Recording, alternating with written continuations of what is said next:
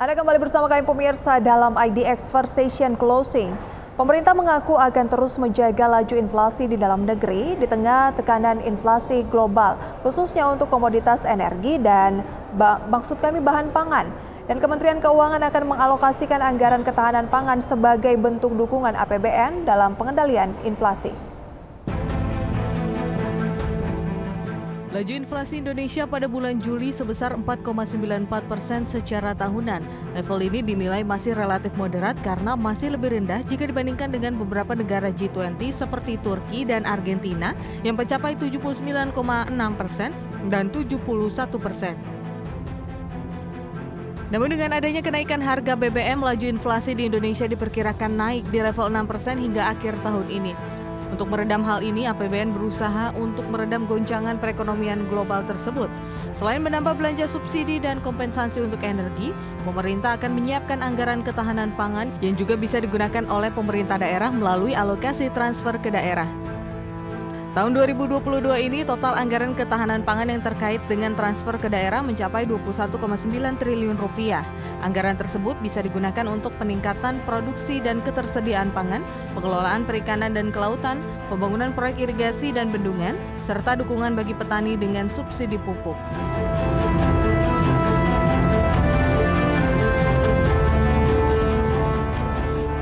Ya pemirsa, episode kali ini kita akan membahas tentang ketahanan pangan dalam negeri.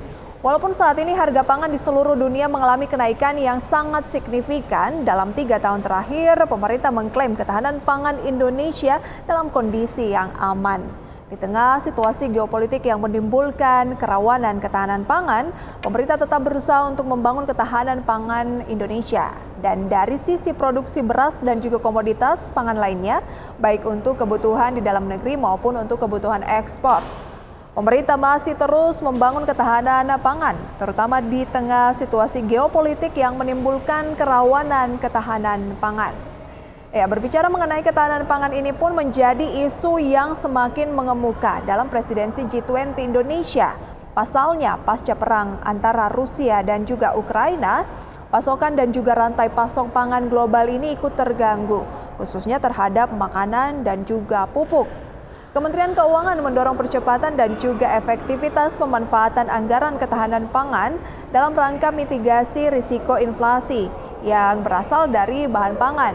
Hal ini dimaksudkan agar bisa menekan inflasi pangan yang terus bergejolak yang pada Agustus ini sudah berada di level 8,93% secara tahunan. Dan inflasi volatile food di bulan Agustus kemarin mengalami penurunan karena normalnya pasokan produk hortikultura seiring membaiknya panen di berbagai daerah sentra produsen pangan. Anggaran ketahanan pangan di tahun 2022 ini pemirsa jumlahnya mencapai 21,9 triliun rupiah. Anggaran tersebut secara garis besar bisa digunakan untuk meningkatkan produksi dan juga ketersediaan pangan, kemudian pengelolaan perikanan dan juga kelautan, pembangunan proyek irigasi dan juga bendungan, serta dukungan bagi petani untuk subsidi pupuk.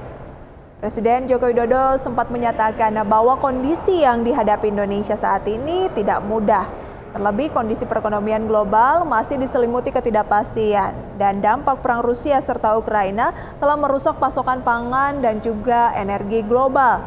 Akibatnya, krisis pangan menjadi ancaman hampir semua negara. Bahkan Presiden sempat menyebut akan ada 82 negara yang mengalami kekurangan pangan akut. Sebagian diantaranya sudah mengalami kelaparan pemirsa. Dan untuk menghadapi gejolak dan tekanan eksternal, pemerintah mengajak peran semua pihak semakin kompak saling menjaga dan juga melindungi pemirsa dengan memanfaatkan instrumen kebijakan fiskal dan juga moneter secara sinergis. Karena tantangan gejolak dunia masih cukup panjang, sehingga ketahanan pangan dan juga energi harus mampu dibangun agar mampu melindungi perekonomian dan juga rakyat dari ketidakpastian global dan ancaman inflasi yang sangat nyata. Namun pemirsa, persoalan ketahanan pangan di Indonesia masih menemui sejumlah kendala. Kira-kira apa saja kendala tersebut? Kita akan saksikan terlebih dahulu dalam tayangan berikut ini. Perang antara Rusia dan Ukraina telah memicu terjadinya krisis pangan masih terus menghantui seluruh negara akibat terganggunya pasokan global. Untuk menanggulangi ancaman krisis tersebut diperlukan berbagai upaya untuk memperkuat ketahanan pangan di Indonesia. Salah satunya adalah perlunya regenerasi petani untuk mengatasi ketahanan pangan dalam negeri. Sayangnya, Himpunan Kerukunan Tani Indonesia menilai tidak hanya generasi muda yang mau bertani saat ini. Jumlahnya masih sangat kecil, karena itulah perlu didorong integrasi industri dan pertanian untuk menarik generasi muda dalam meningkatkan ketahanan pangan Indonesia melalui pertanian. Minimnya regenerasi petani di Indonesia memicu persoalan untuk ketahanan pangan dalam negeri. Banyak anak muda yang tidak lagi melirik industri pertanian karena dianggap kuno, kurang menjanjikan ketimbang kerja kantoran. Untuk itulah perlu inovasi dan modernisasi mekanisme pertanian. Adaptasi teknologi di sektor pertanian diperlukan agar bisa menjadi daya tarik bagi generasi berikutnya. Presiden Jokowi pernah mengungkapkan pemirsa sangat sedikit petani Indonesia yang berasal dari kalangan anak muda, misalnya milenial. Sebanyak 71% petani Indonesia berusia 45 tahun ke atas. Dan yang di bawah 45 tahun hanya sekitar 29% saja. Ya, pemirsa, minimnya regenerasi petani inilah yang juga turut mengganggu ketahanan pangan di Indonesia. Regenerasi petani muda harus terus digalakkan karena itu perlu mendorong integrasi industri dan juga pertanian untuk menarik generasi muda untuk meningkatkan ketahanan pangan Indonesia di masa mendatang melalui tentunya pertanian. Dan berdasarkan data Badan Pusat Statistik atau BPS, jumlah petani terus mengalami penurunan setiap tahunnya.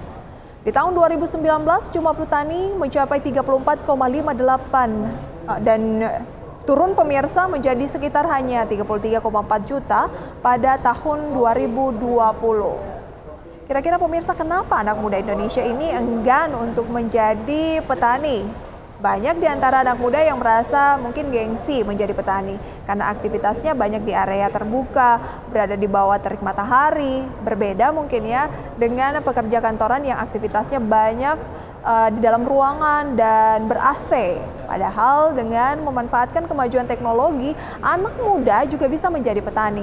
Kemajuan teknologi juga bisa diaplikasikan nih di sektor pertanian. Misalnya, dulu membajak sawah dilakukan dengan memanfaatkan binatang ternak, kerbau misalnya, atau sapi, kini bisa menggunakan traktor. Kemudian startup di bidang pertanian juga terus bermunculan dalam beberapa tahun terakhir. Hal ini juga sebenarnya bisa dimanfaatkan pemirsa untuk membentuk ekosistem pertanian di era digital, sehingga petani dan juga para pihak bisa saling terhubung melalui aplikasi tersebut. Tidak sedikit petani muda yang mampu berinovasi melalui teknologi, bisa meningkatkan kesejahteraannya juga pemirsa. Sebut saja seperti maraknya pola pertanian urban farming yang minim menggunakan lahan. Saat ini semua orang sepertinya mulai mengarah ke situ untuk melakukan urban farming ini. Dan pemasok sayuran dari pola pertanian urban farming pun juga makin bermunculan. Nah, dalam sektor perikanan juga mulai bermunculan inovasi baru. Hanya dengan memanfaatkan lahan yang sempit, bisa tetap beternak ikan. Dengan adanya inovasi dan mulai masuknya transformasi teknologi, diharapkan akan merubah mindset anak muda tentang pertanian itu sendiri, pemirsa. Namun ya, tantangan ketahanan pangan ke depan masih perlu dicarikan inovasi-inovasi baru karena ancaman krisis pangan masih menghantui sejumlah negara. Dan kita simak terlebih dahulu informasinya berikut ini.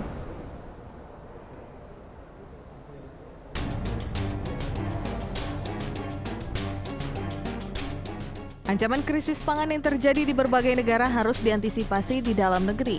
Meski Indonesia tumbuh menjadi negara yang agraris, nyatanya untuk memenuhi kebutuhan pangan dalam negeri, pemerintah masih melakukan impor komoditas pangan. Seiring terjadinya ancaman krisis pangan global, beberapa negara mulai melakukan pelarangan ekspor komoditas pangannya. Pada Januari lalu, setidaknya baru terdapat 2 negara yang melarang ekspor bahan pangan. Pada Juni meningkat menjadi 22 negara. Sementara Indonesia juga masih melakukan impor bahan pangan seperti gandum, jagung, dan kedelai. Sedangkan untuk beras, pemerintah mengklaim Indonesia sudah tidak melakukan impor. Pekan lalu, Presiden Joko Widodo mendorong perguruan tinggi, terutama Institut Pertanian Bogor untuk turut serta membantu pemerintah dalam menangani masalah krisis pangan yang kini sudah melanda sejumlah negara di dunia. Dan sebagai negara yang kaya akan sumber daya alam, Indonesia juga harus punya solusi dalam mengantisipasi krisis pangan global agar tidak terjadi di dalam negeri.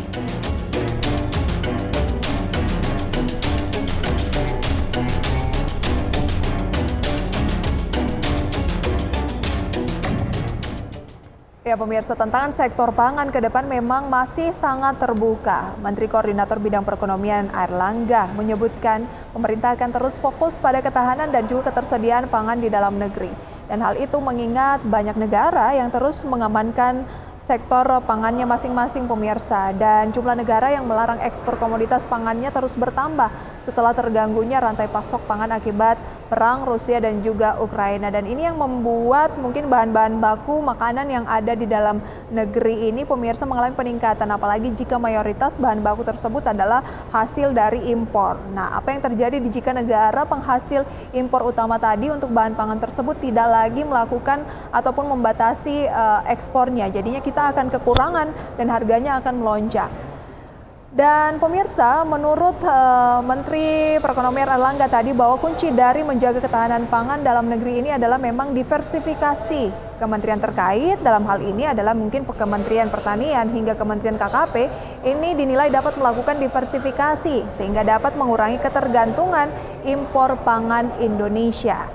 Sementara itu pemirsa, kalangan pengamat pertanian mengingatkan banyak pekerjaan yang harus diselesaikan oleh pemerintah. Di antaranya tentunya adalah adanya ancaman terjadinya perubahan iklim dan juga pengurangan lahan tanam.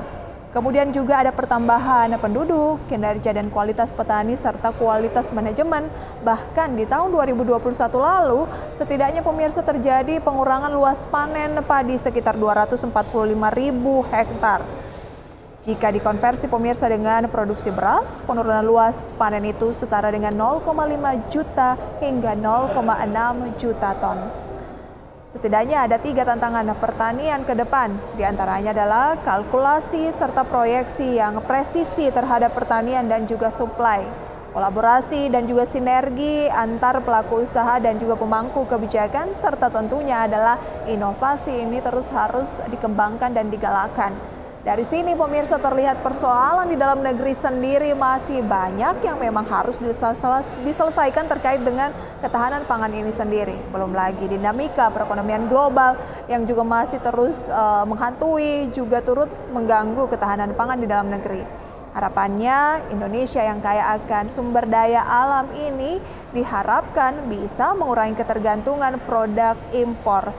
Dan sebagai negara agraris diharapkan juga bisa memproduksi kebutuhan pangannya di dalam negeri sendiri. Artinya tidak semua hal bergantung pada impor pemirsa ya. Mungkin bisa dilakukan substitusi di masa yang akan mendatang sehingga ketahanan pangan di Indonesia bisa makin terwujud. Dan masalah mandeknya regenerasi petani di tanah air juga bisa dicarikan solusinya pemirsa, bahwa menjadi petani itu adalah salah satu hal yang juga mulia dan tentunya dengan memanfaatkan perkembangan teknologi yang ada saat ini. Dan semoga pembahasan ini pemirsa bisa menjadi referensi dan sumber informasi untuk kita semua. Dan informasi lainnya masih akan kami hadirkan usai jeda pariwara berikut. Tetaplah di IDX Conversation Closing.